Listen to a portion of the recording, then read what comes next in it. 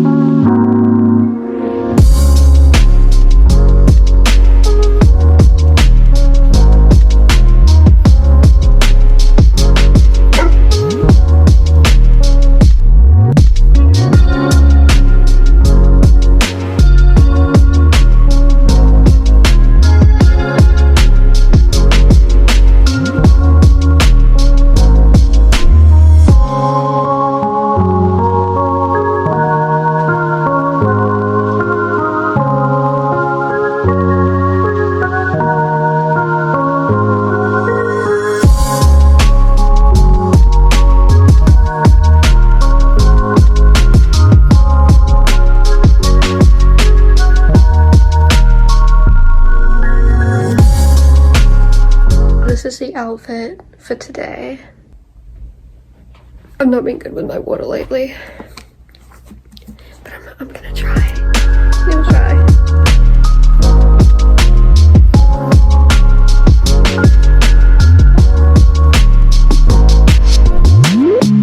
I brought my book and my sister, Summer. Jane Eyre. One of my favorites. So we're just gonna read for a little bit here.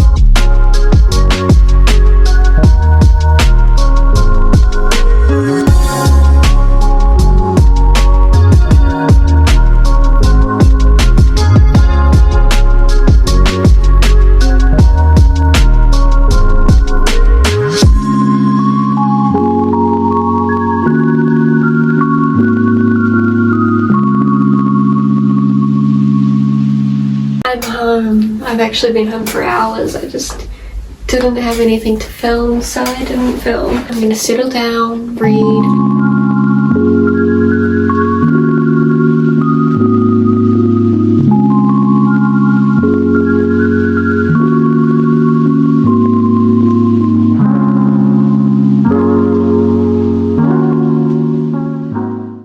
Yet told you anything about Northanger Abbey. Northanger Abbey follows our heroine, Catherine Morland, I'm pretty sure is how you say it. She's a lover of gothic fiction, and she gets invited by a man to his family estate, which is a gothic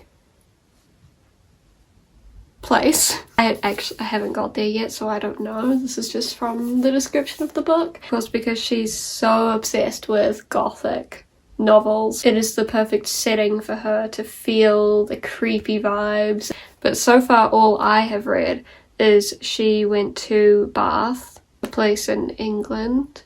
She's just going to balls, meeting new people, hanging out with her friends, So that's all I have read so far. I'm looking forward to when she actually gets invited to this gothic estate, because I personally am a gothic lover. It's a classic by Jane Austen.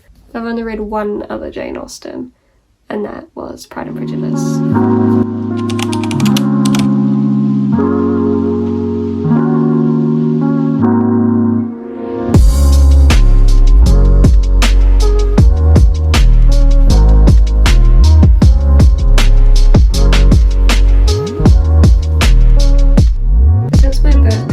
On the 6th of November, I thought I would do a birthday book haul. I'll show you guys what I got. First is An Enchantment of Ravens, Margaret Rogerson. I know she wrote A Sorcery of Thorns. Wait, is that what it is? This is basically just a book about fae. A girl called Isabel, who is an artist, a portrait artist. She has a dangerous set of clients, the immortal fair folk. She paints the portrait of these fairies. One thing she has to do is not paint them with any emotion, but when she receives her first royal patron, the Autumn Prince, she makes a terrible mistake. She paints mortal sorrow in his eyes, a weakness that could cost him his life. What force could Isabel's paintings conjure that is powerful enough to defy the ancient malice of the fairy courts? I think it will be interesting. I've been wanting to read this one for a while.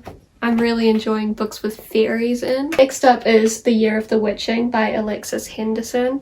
I'm so excited to read this one. My mum actually got me this. Not too sure what it's about except for witches, and the main character learns about her history, her mother, I think. She gets lured into the dark wood. It's a forbidden place haunted by the spirits of the witches who bestow an extraordinary gift: the diary of our main character's dead mother. Next is Emily Wilde's Map of the Other Lands. I'm super excited to read this. This was from my brother. Love the cover. I mean, it doesn't go with my dark aesthetic, but I still love this cover. I read the first book this year and I loved it at first, but then I put it off and left it too long to pick up again, and whenever I do that I always get really bored of the book.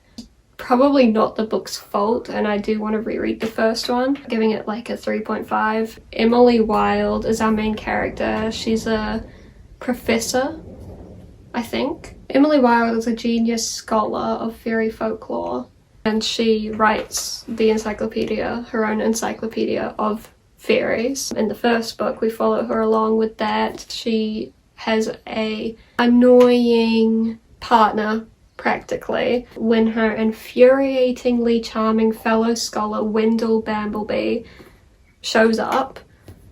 She's really annoyed by him, snarky, he's sort of like a diva, and she's very serious. I don't think I can really tell you too much about the second book if you haven't read the first one. If you're interested in fairies and that type of banter between your love interests, then I would check out the first one. This is The Prince by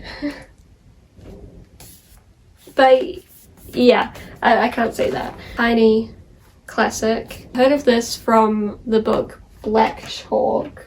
I really liked. One of the characters was reading it, so I wanted to read it, and so this was from my mum as well. The Count of Monte Cristo by Alexander Dumas. I'm not good at pronouncing things. This is from my sister. I will read this at some point. I don't know when. 1,200 pages long. Epic tale of wrongful imprisonment, adventure, and revenge. It's about a man who was thrown in prison for a crime he has not committed. Next is another one from my sister. The Idiot by Fyodor Dostoevsky. I have yet to read a Fyodor book. Still quite long. I'm not really sure what this one is about either. Another one from my mum. Alexis Henderson, An Academy for Liars. I'm super excited for this one because I love dark academia books. I love books set in universities, colleges, whatever. The book follows Lennon Carter. Her life is falling apart, and then she gets a mysterious phone call inviting her to sit the entrance exam for somewhere very few have heard of. Drayton College, hidden in a secret pocket of Savannah.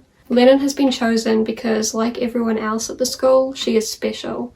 She possesses the innate gift of persuasion, the ability to wield her like a weapon and to use it to control others and, in rare cases, matter itself. I can only assume things go wrong, secrets, and a violent past. Immortal Dark, a vampire book with a human female, vampire male, but these vampires are slightly different because I think they have like a companionship with the humans, like a dark academia university, so I'm excited for that.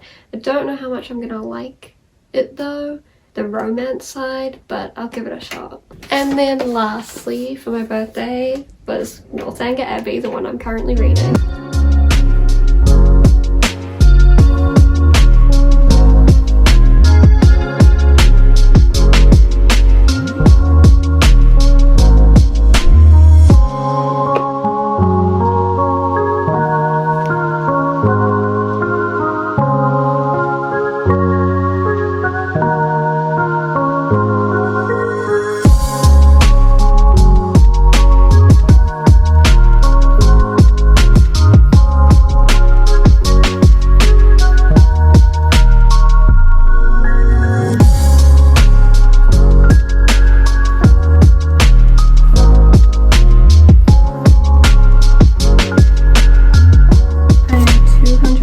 Into Northanger Abbey now, about 70%, and I thought I should probably share my thoughts about this whole reading experience. I haven't really been invested, not in the characters and not in the story because it was so slow going. I'm pretty disappointed.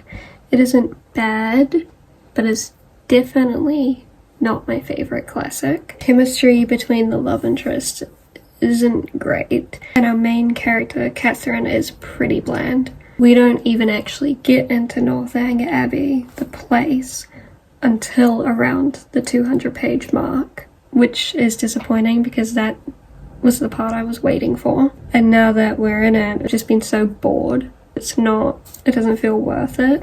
So I'm kind of just trudging through it at this point. I'm hoping to finish it tomorrow, but I will keep you updated.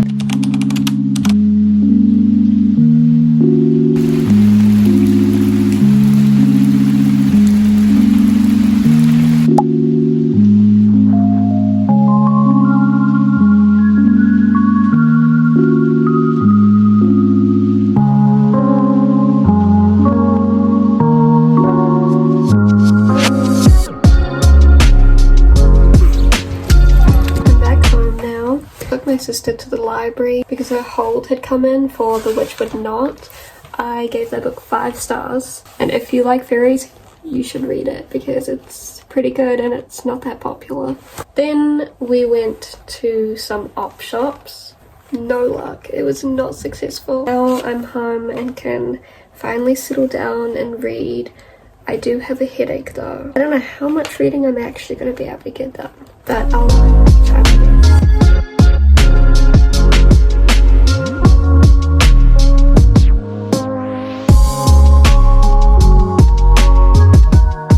Northanger Abbey a couple of hours ago, and my opinions haven't really changed. The plot was slow going, the characters either bland or annoying. The main couple was okay. Like, I liked their scenes together, but there was very few scenes of them. Overall, for a classic, it was pretty disappointing and pretty average. I settled on a 3.5. I guess I'll decide my next read tomorrow. So I'll see you then. So I decided I'd pick up Final Girls. I had no plans on reading this. My mum read it recently and she really wanted me to read it. When I was looking at my shelves, I saw it, decided to give it a go, and now I'm 50 pages in. Final Girls follows our main character Quincy, a massacre survivor. Quincy has dissociative amnesia, so she can't remember any of the details about what happened that night. And there are 2 other Final Girls from 2 separate massacres that the press has lumped all together, including Quincy. And when news gets out that Lisa supposedly ended her life, Sam shows up at Quincy's door. I don't know much else about that except for the girls think that they're getting picked off so that there can only be one true final girl between the three of them. Aside from all of this, I don't really have many thoughts, but this is my 4th Riley Sager book overall and my 2nd of this year. I previously read Middle of the Night, I think in July, and I liked that one, but it wasn't super thrilling. This one feels like it might be more on the thriller side. I'm gonna continue reading and see you soon.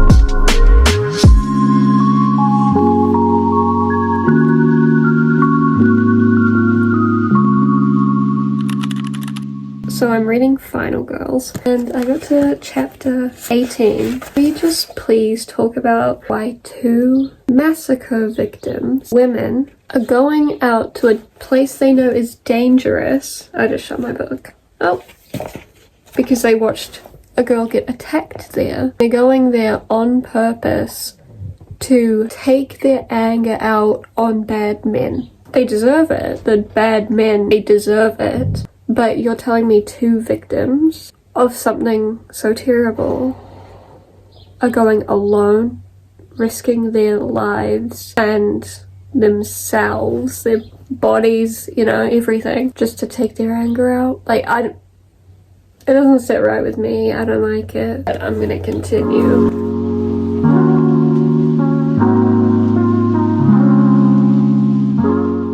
So I finished Final Girls. My reading experience with it was enjoyable. I read it pretty fast. I only started it yesterday and I've already finished it, which is fast for me. Unfortunately for me, it was a bit predictable. Like this was where I figured out where Mr. Sager was going with the story, but we don't find out till like here. I would recommend it for fans of slasher films because it is reminiscent of them. But overall, I thought this was pretty average. I was deciding between a 3.5 and a 4, but I settled on a 3.5. If you do want to check this out, there are some trigger warnings. So if you're interested in reading this, but you think you would need to look those up, definitely do. I'm going to go to bed. Good night.